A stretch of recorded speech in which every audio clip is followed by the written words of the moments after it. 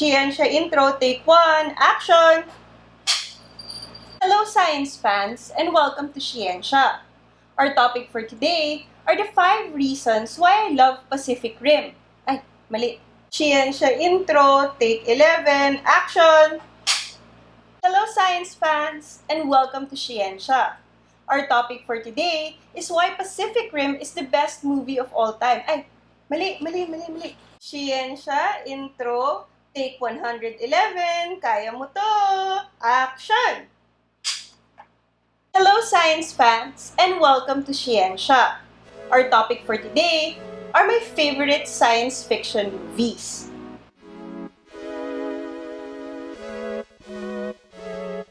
A caveat before we proceed. The film clips that I will be showing you today is for the pure purpose of enjoyment and for me to share my geekiness with you. I am not a film critic, so I cannot get into the technicalities of the films that I'm going to be showing you, and apart from that, I won't also dive deep into the science that they're presenting. We're just here to have fun!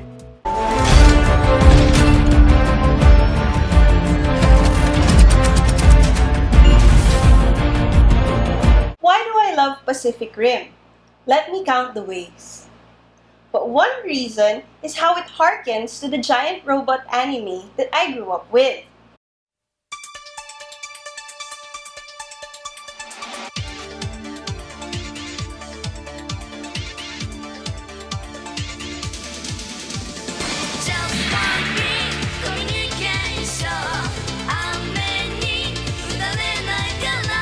I mean, come on! Isn't that any awkward, clumsy kid's dream? To get into a giant mobile suit or Jaeger and fight against injustice?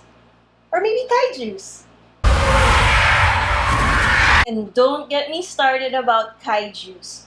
These clones are genetically modified to perfection in order to exterminate the human race. And considering we terraformed the planet for their masters through pollution, I mean, don't we just deserve them anyway?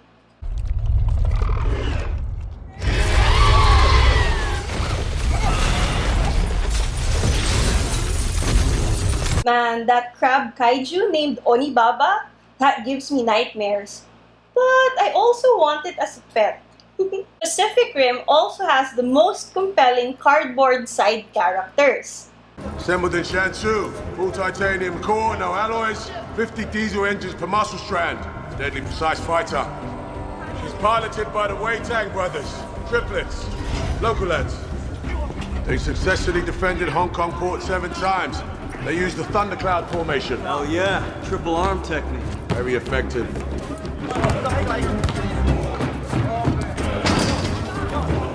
That tank, last of the T-90s, Cherno Alpha. First generation Mark 1, the heaviest, oldest Jaeger in the service, but make no mistake, Mr. Becky, it's a brutal war machine. And those two, Sasha and Alexis Kaidanovsky. Yeah, I've heard of them. Perimeter patrol, Siberian Wall. On their watch, it stayed unbreached for 6 years. 6 years.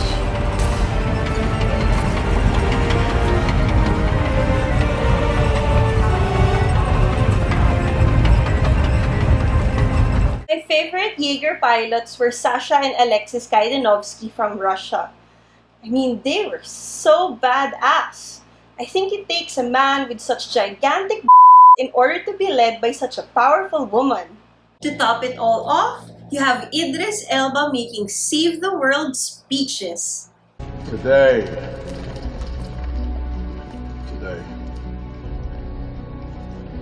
at the edge of our hope, at the end of our time, we have chosen not only to believe in ourselves, but in each other. Today, there's not a man nor woman in here that shall stand alone. Not today. Today, we face the monsters that are at our door and bring the fight to them. Today, we are canceling the apocalypse! Now, isn't that just the perfect amount of cheese? So need I say more? Our sun is dying. Mankind faces extinction. 16 months ago, I, Robert Capa, and a crew of 7 left Earth frozen in a solar winter. Our mission: reignite the sun before it's too late. Sunshine is a 2007 thriller by Danny Boyle, and its premise is that a group of astronauts would have to go into space in order to reignite the sun. Of course, the movie had me at spaceship. Icarus II is one of the most well-designed ships in science fiction. It maximizes renewable energy, provides for a continuous source of food, water, and air for its passengers. It's amazing. The interior of Icarus II also didn't look claustrophobic. It even looked quite comfortable. But apart from that, it didn't look like something from fiction. It actually appeared like something our engineers can aspire for. Sunshine had some really bad posters, but it certainly had a stellar cast.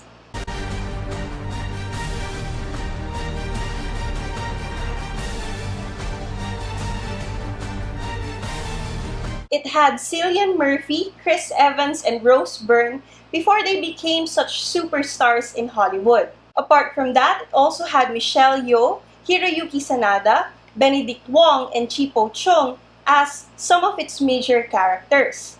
It really ignited the role of colored and Asian communities in the future of science and technology in the world. The film was beautifully written and each shot was poetic.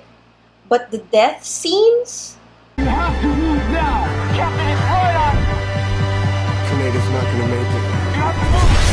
You have to move now! It's too far. You have to move! Why isn't he moving? What do you see? No! Help him to move! Kaneda, what can you see? Don't stop me!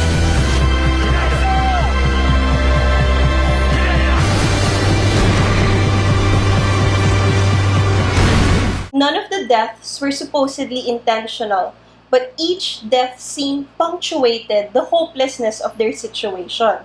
Sunshine is a scary movie with such stillness and silence that separates it from other films within the genre.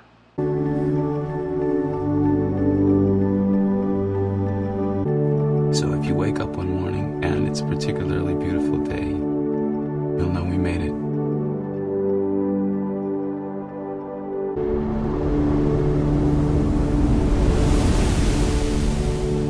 It's a tragedy rooted on human frailty and corruption. But it also shows us there's hope as long as there are a few good humans fighting for society.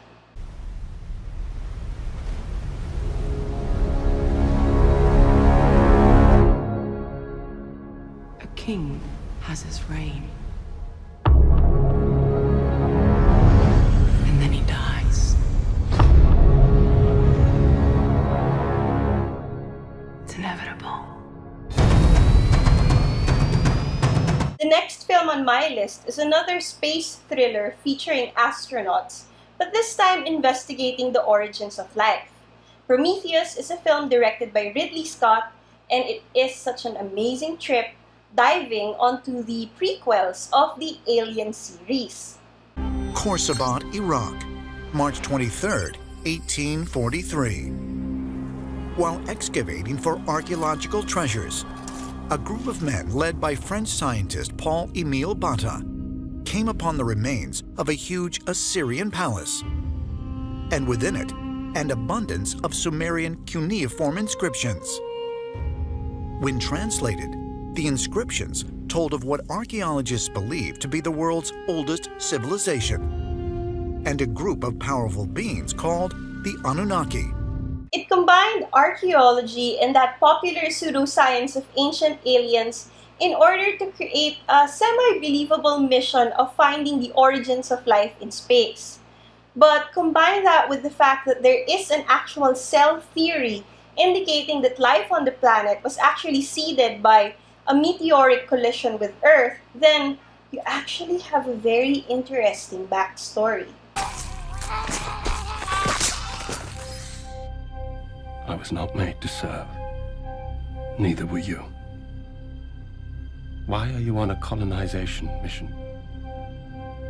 Because they are a dying species grasping for resurrection. They don't deserve to start again, and I'm not going to let them. There was a darkness and dreariness to Prometheus that was contrasted with bright, clean shots. Also, the design of the engineers and their artwork was so ornate and beautiful. For a very scary film, its aesthetic was something I really appreciated.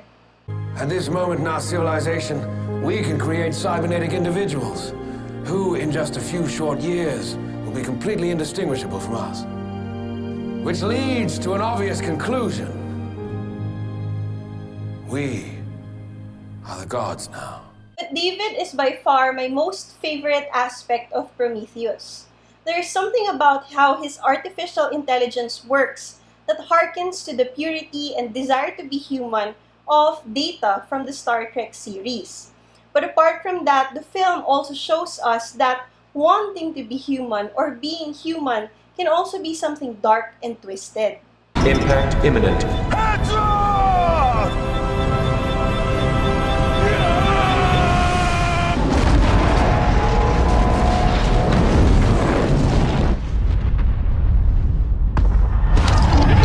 And as good thrillers go, it ends with survival, yes, but it also leaves you with dread that even though the imminent danger is gone, you're not really in a much better place.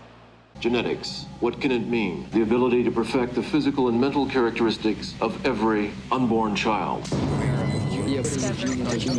genetic engineering. To choose the genes.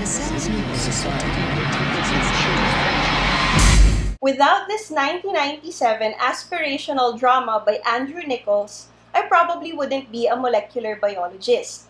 I watched this as a senior in high school and I realized how much I wanted to learn about the basic mechanisms of life.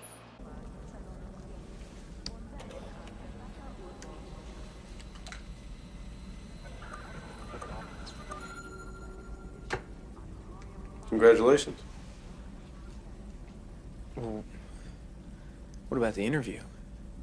That was it. The premise of the film is how our genes can limit us. And though there is some truth to it, our protagonist does not let it stop him from achieving his dreams, even to the point of breaking the law. You still don't understand, do you? When they look at you, they don't see you anymore, they only see me. And as our protagonists achieve the unachievable, the film makes it painfully clear that what is right is not always legal, and what is legal is not always right. Vincent! How are you doing this, Vincent? How have you done any of this? We have to go back. It's too late for that. We're closer to the other side. What other side? You want to drown us both? You want to know how I did it? This is how I did it, Anton. I never saved anything for the swim back. With every risk he took, Vincent Freeman took the audience with him to the stars. And with this, the realization that we are not limited by our bodies, nor by the society that holds us back.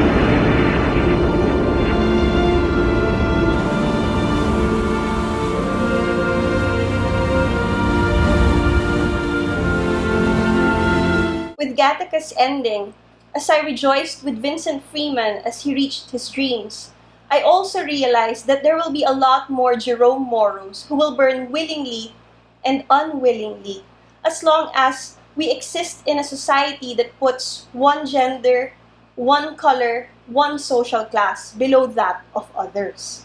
I hope you were able to learn something or at least enjoy this short video on my favorite science fiction films. I hope you can give this video a thumbs up and also subscribe to our channel. If you have any comments, questions, or suggestions, please don't hesitate to message me, your resident Filipina scientist, in the comments section below. Thank you very much, and see you around!